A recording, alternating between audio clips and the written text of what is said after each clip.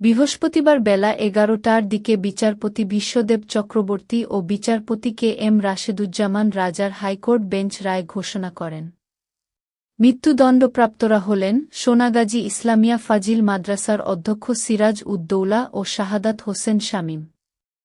যাবজ্জীবন কারাদণ্ডপ্রাপ্তরা হলেন উম্মে সুলতানা পপি ওরফে তুহিন, মাদ্রাসার ছাত্র নূর উদ্দিন, জাবেদ হোসেন ওরফে সাখাওয়াত হোসেন জাবেদ ও সাইফুর রহমান মোহাম্মদ জোবায়ের।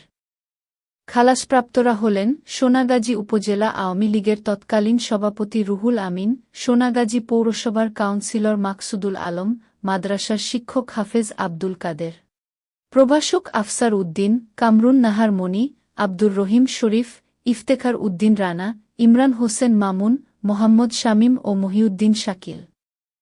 এদিকে রায় ঘিরে সোনাগাজী পৌরসভার উত্তর চরচন্দিয়া এলাকায় নুসরাতদের বাড়িতে নিরাপত্তা জোরদার করেছে পুলিশ।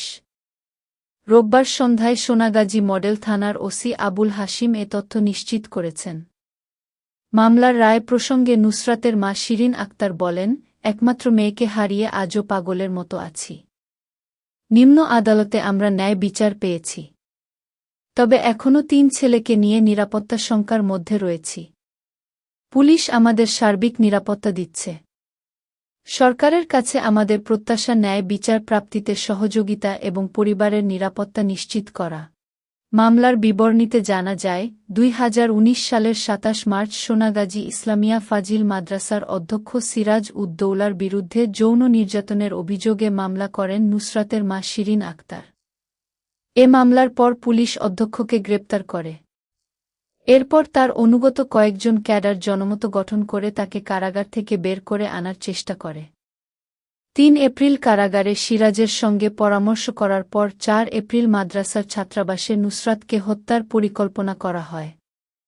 এরই ধারাবাহিকতায় ৬ এপ্রিল নুসরাত আলিম পরীক্ষা দিতে মাদ্রাসায় গেলে তাকে পরিকল্পিতভাবে সাইক্লোন শেল্টারের ছাদে ডেকে নিয়ে গায়ে আগুন দিয়ে হত্যার চেষ্টা চালানো হয়।